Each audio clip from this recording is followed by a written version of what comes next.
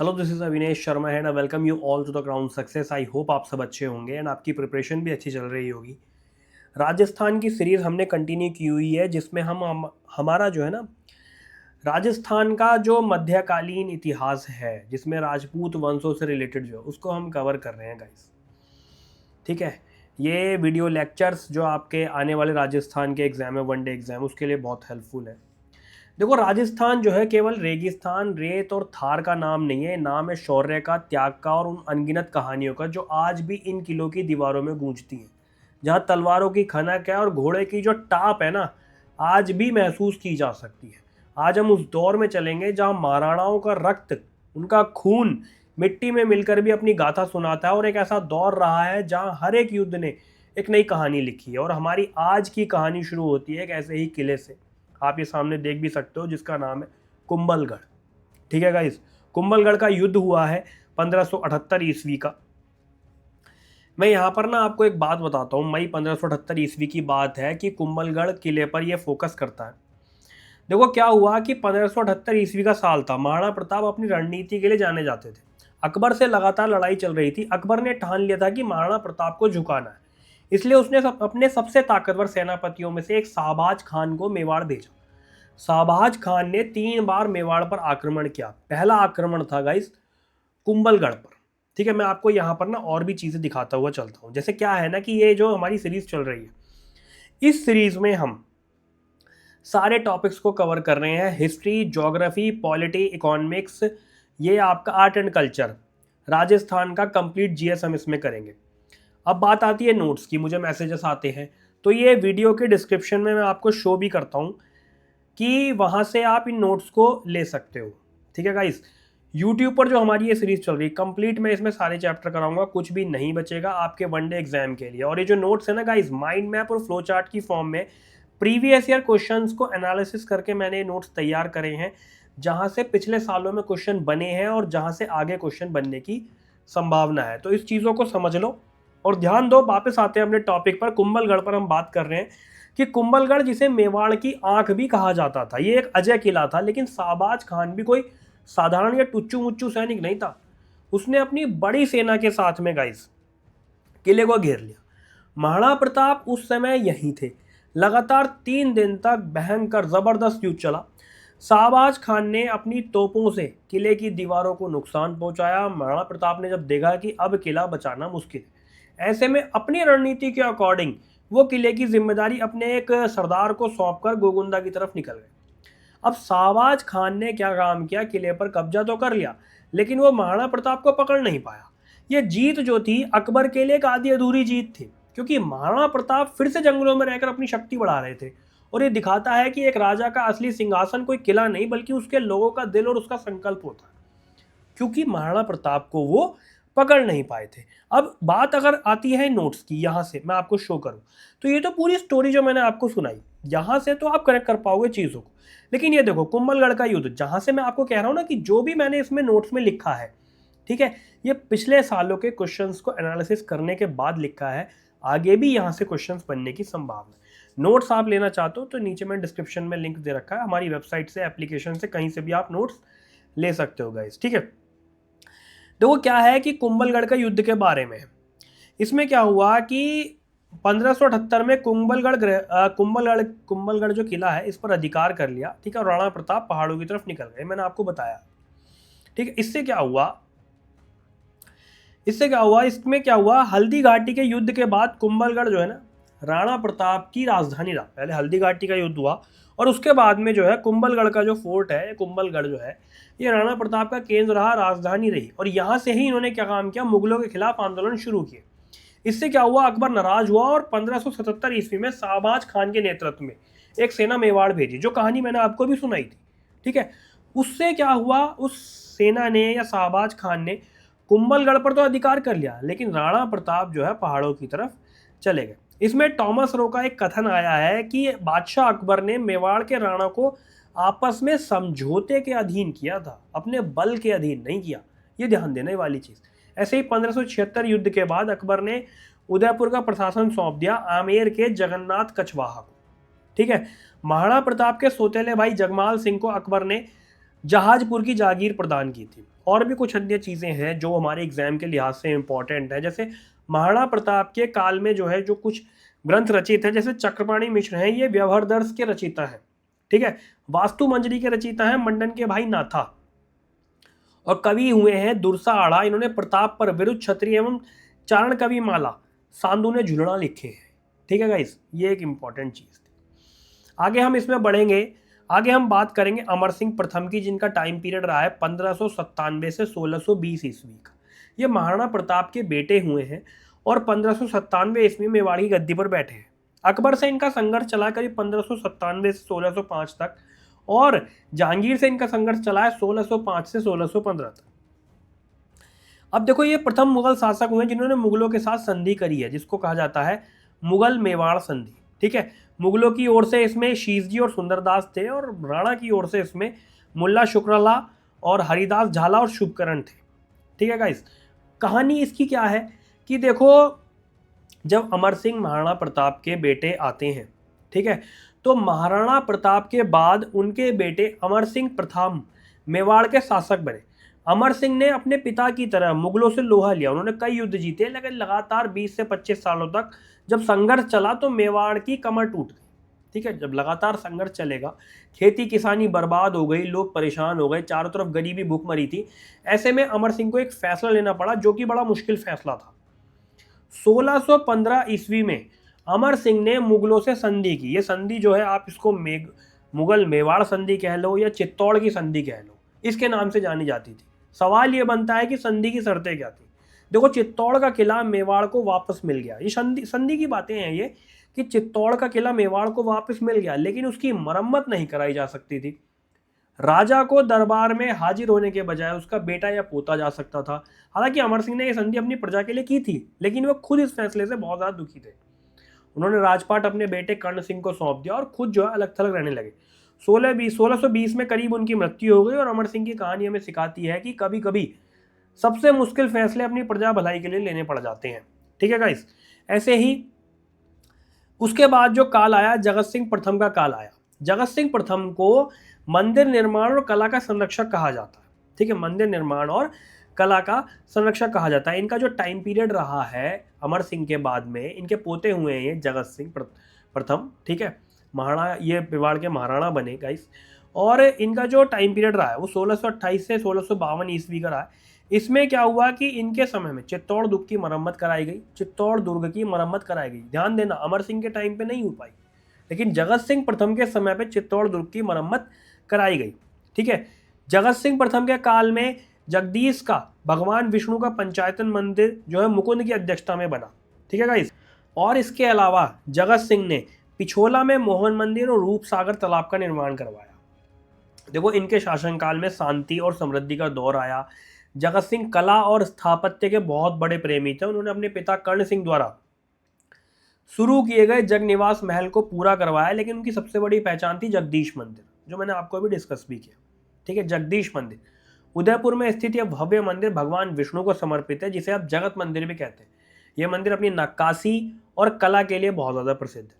जगत सिंह ने उदयपुर में एक छोटा तालाब भी बनाया, ठीक है, जिसे जयसागर कहते हैं, और अपनी रानी के लिए मोहन मंदिर का निर्माण भी करवाया, ठीक है।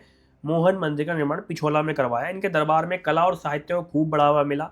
इनका शासनकाल मेवाड़ के लिए एक नया अध्याय था, जहाँ तलवारों की खनक की जगह कला और संस्कृति का शोर था। इसके बाद आते हैं गाइस राज सिंह, जिनको जो है ना औरंगजेब का सबसे बड़ा विरोधी बताया गया। किसको बताया गया? राज सिंह को, ठीक है। देखो, इनकी वाइफ हुई है चारुमती। इनका शादी हुआ है चारुमती से 1660। जगत सिंह के बाद ये 10 अक्टूबर 1652 को मेवाड़ के शासक बने। और राठौड़ सिसोदिया गठबंधन हुआ है किसके मध्य? दुर्गादास राठौड़ के प्रयासों से मारवाड़ और मेवाड़ के मध्य, ठीक है। मारवाड़ और मेवाड़ के मध्य इन्होंने विजय कटकातू की उपाधि धारण की है राज सिंह ने, ठीक है। राज सिंह की एक ताकतवर तस्वीर भी रहती है, मींस इनको बताया गया, बहुत ही पावरफुल इनको बताया गया है, ठीक है। जगत सिंह के बेटे हैं ये राज सिंह, मेवाड़ के महाराणा बने। और ये वो समय था जब दिल्ली की गद्दी पर औरंगजेब बैठा था। औरंगजेब की नीतियां बहुत ज़्यादा कठोर थी। वो मंदिरों को तोड़ रहा था और जबरन धर्म परिवर्तन करवा रहा था। राज सिंह ने इस क्रूर नीति का डटकर विरोध किया था। जब औरंगजेब ने ना गाइस, यहाँ पर ध्यान दो आप, जब औरंगजेब ने जजिया टैक्स लगाया था तो राज सिंह इसे मानने से साफ इनकार कर दिया। राज सिंह ने कहा हम नहीं समझते तुम्हारे जजिया वजिया टैक्स वैक्स को, ठीक है। उन्होंने औरंगजेब को एक लेटर लिखा, उसमें उन्होंने कहा कि हम तुम्हारी नीतियों की कड़ी निंदा करते हैं। ये पत्र जो है आज भी इतिहास में एक बहुत बड़ी मिसाल है। सोचो कितना बड़ा जिगर होगा राज सिंह का कि औरंगजेब को सीधे लेटर लिख दिया, नहीं मानेंगे हम तुम्हारी बात, ठीक है। और इतना ही नहीं, जब औरंगजेब मंदिरों को तोड़ने लगा तो राज सिंह ने एक चमत्कार किया। उसने क्या काम किया, या उन्होंने क्या काम किया कि मथुरा से एक मूर्ति को बचाकर मेवाड़ लाए, ठीक है। ये मूर्ति जो है श्रीनाथ जी की थी, ठीक है। कोई श्रीनाथ जी की मूर्ति थी। ये इसमें देखो नीचे टॉपिक है नाथ द्वारा सिहार। क्या है इसमें कि श्रीनाथ जी की स्थापना से संबंधित है, जिसमें क्या हो सकता है कि श्री कृष्ण की वैसे तो ये प्रतिमा जो है श्री कृष्ण की है।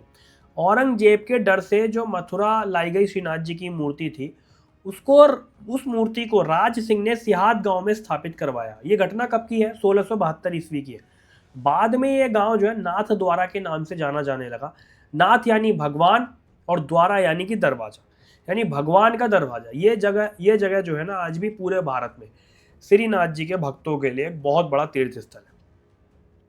राज सिंह ने गाइस सिर्फ एक ही मूर्ति को नहीं बचाया, बल्कि उन्होंने हिंदू धर्म और संस्कृति की रक्षा की जो उस समय खतरे में थी। इस कारण राज सिंह को हिंदुत्व का संरक्षक भी कहा जाता है। ये ध्यान देने वाली बात थी।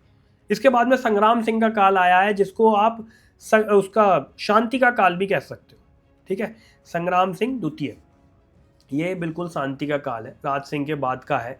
मेवाड़ में कई अन्य शासक आए, उनके बाद उनके बेटे अमर सिंह द्वितीय और फिर उनके बेटे संग्राम सिंह द्वितीय ने जो है मेवाड़ की बागडोर संभाली। संग्राम सिंह द्वितीय का शासनकाल मेवाड़ के लिए शांति और समृद्धि का समय था। उन्होंने अपने पूर्वजों की तरह कला और स्थापत्य को खूब बढ़ावा दिया। सहेलियों की बाड़ी और वैद्यनाथ मंदिर इन्हीं की देन है। ध्यान देखो आप, ये देखो नोट्स में भी लिखा है, ठीक है।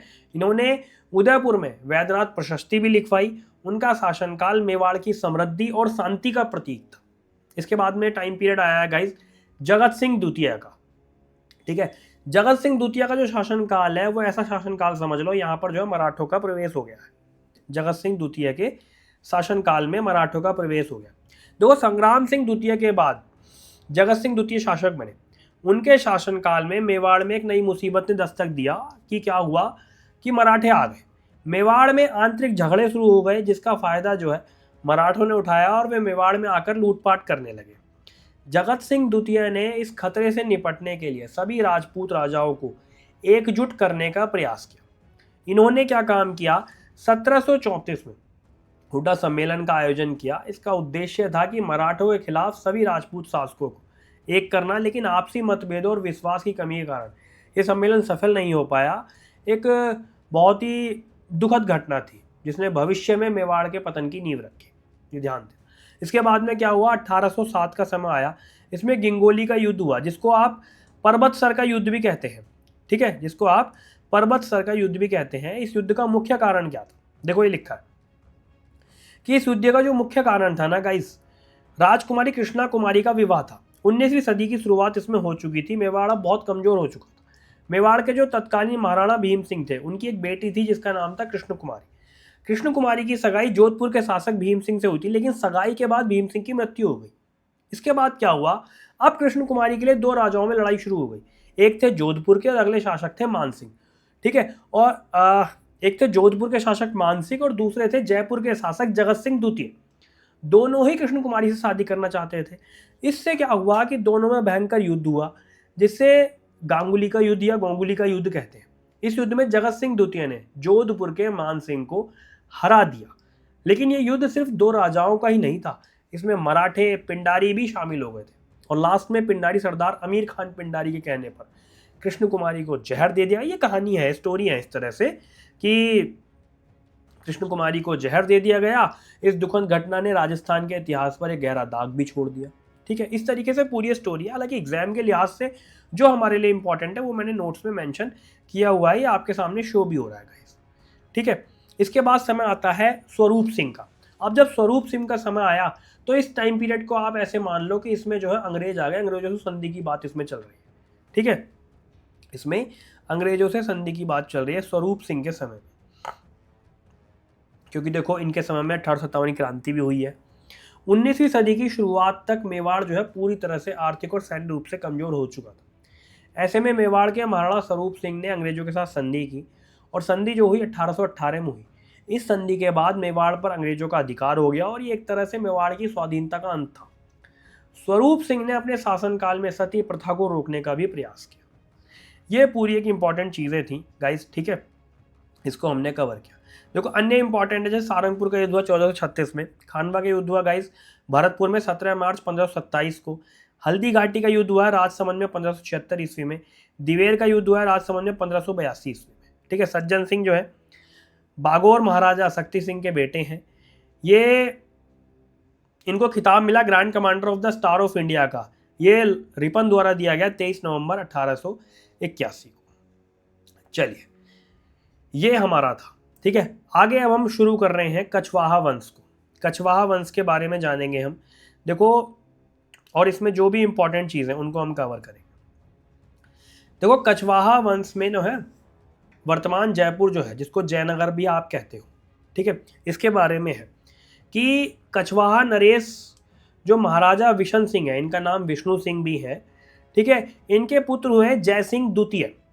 जय सिंह द्वितीय इन्होंने क्या काम किया कि 18 नवंबर 1727 को जो जयनगर है, जिसको वर्तमान में जयपुर कहा जाता है, इसकी स्थापना करी, ठीक है, इसकी स्थापना करी। इस वंश ने राजस्थान के पूर्वी हिस्से में शासन किया। इन्होंने अपनी राजधानी आमेर और बाद में जयपुर को बनाया। जय सिंह द्वितीय ने 1727 में नए शहर की स्थापना करी, जिसका नाम जयनगर, जयपुर, ठीक है, इसके नाम से जाना जाता है। देखो कछवाहा वंश का जो इतिहास है ये बहुत ही रोचक है। ये एक ऐसा वंश था जिसने मुगल सत्ता के साथ बहुत ही समझदारी से संबंध स्थापित करे और अपनी शक्ति को बढ़ाया, ठीक है। ये जो जयपुर या जयनगर है, इसके गाइस अन्य नाम भी हैं, जिसको पूर्व का पेरिस, गुलाबी नगर, रंगश्री के द्वीप, सीवी रमन के अनुसार इसको आइलैंड ऑफ ग्लोरी या रंगश्री के द्वीप भी कहा जाता है, ठीक है गाइस। देखो अल्बर्ट शाह के आगमन पर जयपुर शहर को गुलाबी रंग में रंगवाने का श्रेय दिया जाता है सम्राट राम सिंह द्वितीय को, ठीक है, सम्राट राम सिंह द्वितीय को। चलिए ऐसे ही ढूंढाड़ वंश है। ढूंढाड़ वंश क्या है? ये आमेर का कछवाहा वंश है, ये एक तरह से ढूंढाड़ वंश। इसकी जो स्थापना करी 1137 ईस्वी में दुल्ला राव ने की। ये दुल्ले राव भी इसका नाम है, ठीक है। ये क्या था? कछवाहा वंश का शासन जिस क्षेत्र में था उसे पहले ढूंढाड़ के नाम से जाना जाता था। ऐसा कहा जाता था कि इस क्षेत्र में ढूंढ नामक एक राक्षस रहता था, जिसे मारकर कछवाहा वंश के शासकों ने इस क्षेत्र को बसाया था। ये देखो यहाँ पर मेंशन है, कछवाहा वंश की जो स्थापना थी दुल्ला राय ने की थी या दुल्ला राव ने की थी 1137 ईस्वी में। इन्होंने 1137 ईस्वी में बड़ गुजरों को हराकर दौसा पर कब्जा किया और अपनी राजधानी बनाई। बाद में उन्होंने जमवारामगढ़, ठीक है, जमवारामगढ़ को अपनी राजधानी बनाया, जहां उन्होंने जो है एक मंदिर का भी निर्माण करवाया। देखो ढूंढाड़ वंश के कोकिलदेव नामक शासक ने 1207 ईस्वी में मीणों को हराकर आमेर पर अधिकार कर उसके जो है अपनी क्या कराया गाइस? राजधानी बनाया, ठीक है। आगे बढ़ते हैं हम। आगे क्या है हमारा? भारमल और बिहारीमल के बारे में। इनका नाम बिहारीमल है, जिसका टाइम पीरियड 1547 से 1573 ईस्वी तक रहा है। ये एक महत्वपूर्ण शासक हैं जिनका नाम भारमल है। ये कछवाहा वंश के पहले शासक थे जिन्होंने मुगल सत्ता के साथ संबंध स्थापित किए। 1562 ईस्वी में इन्होंने अकबर की अधीनता स्वीकार कर ली। इनकी बेटी हैं हरकाबाई या मानमती या शाही बाई, जिसे बाद में जोधाबाई भी कहा जाता था। उनकी शादी अकबर से कर दी। ये एक बहुत ही महत्वपूर्ण घटना थी जिसने कछवाहा वंश की शक्ति को बहुत बढ़ा दिया। इसी वैवाहिक संबंध के कारण कछवाहा शासकों को मुगलों का बहुत ज़्यादा समर्थन मिला और एक शक्तिशाली रियासत बन गई। ये कदम कई लोगों ने पसंद नहीं किया, लेकिन यह भारमल की दूरदर्शिता थी, ठीक है। ये क्या थी? भारमल की दूरदर्शिता थी। इस इतिहास में हरकाबाई को बेगम मरियम उस्मानी भी कहा जाता है। इनके पुत्र हुए हैं जिनका नाम है सलीम या जहांगीर, जिनको कहते हैं किसके? मानमती या जोधाबाई या हरकाबाई, और जिसकी शादी अकबर से हुई थी। इनके पुत्र हुए सलीम, जिसका नाम जहांगीर भी था। जहांगीर का विवाह हुआ है 13 फरवरी 1585 को मानाबाई से। मानाबाई का अन्य नाम क्या है? सुल्ताना निस्सा, ठीक है। ये भगवंत दास की पुत्री है मानाबाई, ठीक है। भगवंत दास को पंजाब सूबे का सूबेदार बनाया अकबर ने, अमीर उल अमरा की उपाधि दी अकबर ने। ठीक है, ये सारी कुछ जानने वाली चीजें थी जहां से क्वेश्चन बन सकते, जहां से एग्जाम में क्वेश्चन बन सकते। इसी क्रम में हम आगे बढ़ेंगे तो देखो एक अकबर के नवरत्न हुए हैं जिनका नाम था राजा मानसिंह। ठीक है, राजा मानसिंह गाइस, इस राजा मानसिंह के बारे में पूरा एक लंबा पेज यहां पर हमने कवर किया है। देखो भारमल के बाद उनके पोते हुए हैं मानसिंह। ठीक है, मुगलों के सबसे महत्वपूर्ण सेनापति और अकबर के नवरत्नों में से एक बने हैं। मानसिंह का जो जन्म था 1550 ईस्वी में हुआ। उन्होंने केवल 12 साल की उम्र में अकबर की सेवा में जाना शुरू कर दिया था। मान सिंह ने अकबर के लिए बहुत ज़्यादा महत्वपूर्ण युद्ध जीते। उन्होंने हल्दी घाटी के युद्ध में महाराणा प्रताप के खिलाफ मुगल सेना का नेतृत्व किया। बिहार, बंगाल और काबुल जैसे क्षेत्रों में उन्होंने मुगल साम्राज्य का विस्तार किया और अपनी बहादुरी, बुद्धिमत्ता और रणनीति के लिए वो जाने जाते थे। मान सिंह ने बंगाल में एक नया शहर भी बसाया जिसका नाम था राजमहल। 1614 में इसकी मृत्यु हुई है मान सिंह की, और तब तक इन्होंने जो है अपनी सेवा जो है मुगलों में दी है, मुगलों को अपनी सेवा दी है। ठीक है, कई अन्य फैक्ट्री में जैसे उड़ीसा का वॉर इनकी, काबुल विजय इनकी, इनको मनसबदारी 5000 से 7000 का मनसबदार बनाया इनको राजा मान सिंह को अकबर ने। लेकिन जहांगीर ने क्या काम किया, इनके मनसब में कमी कर दी। ठीक है, ये एग्जाम में क्वेश्चन बना हुआ है कि कौन से मुगल शासक ने किस राजा के मनसब में कमी करी थी। ठीक है, किस राजा के मनसब में कमी करी थी, तो वो मान सिंह के मनसब में करी थी। बंगाल, ठीक है, मान सिंह ने हल्दी घाटी, फरजंद राजा की उपाधि मिली इनको, किसके द्वारा दी गई है, अकबर के द्वारा दी गई। मान सिंह के दरबारी कवि हुए हैं हरिनाथ, हापा बारट, राय मुरारी दास, पुंडरीक सुंदरदास, ये सब जो है ना इनके वो हुए हैं, क्या हुए हैं, दरबारी कवि हुए हैं। अन्य भी इसमें इंपॉर्टेंट चीज़ें हैं। अब देखो मान सिंह के बाद एक और महान शासक हुए हैं मिर्जा राजा जयसिंह प्रथम। इन्होंने 1621 से 1667 ईस्वी तक शासन किया। इनका शासनकाल 46 सालों का था। ये 3 मुगल सम्राटों, ये देखो जहांगीर, शाहजहां, औरंगजेब का, ठीक है, इनके समकालीन थे। इन 3 मुगल बादशाहों को इन्होंने अपनी सेवाएं दी हैं, और शाहजहां ने इन्हें जो है ना मिर्जा राजा की उपाधि दी थी। मिर्जा राजा जयसिंह की सबसे बड़ी उपलब्धि थी शिवाजी महाराज के साथ की गई पुरंदर की संधि, और ये संधि कब हुई थी, 11 जून 1665 को। इसमें शिवाजी की ओर से रघुनाथ पंडित अत्रेय मौजूद थे। ठीक है गाइस, रघुनाथ पंडित अत्रेय मौजूद थे। इन्होंने अपनी रणनीति और सैन्य कौशल से शिवाजी को संधि करने पर मजबूर किया, और ये संधि जो है मुगल साम्राज्य के लिए बहुत बड़ी जीत थी। मिर्जा राजा जयसिंह बहुत ही कुशल प्रशासक और सेनापति हुए हैं, ये ध्यान देना आप यहाँ पर। इसके बाद में बात करेंगे हम सवाई जयसिंह की बात, जिनका अन्य नाम जयसिंह द्वितीय भी है। ठीक है, देखो इनको सवाई की जो उपाधि दी थी, सवाई की जो उपाधि दी थी वो औरंगजेब ने दी थी।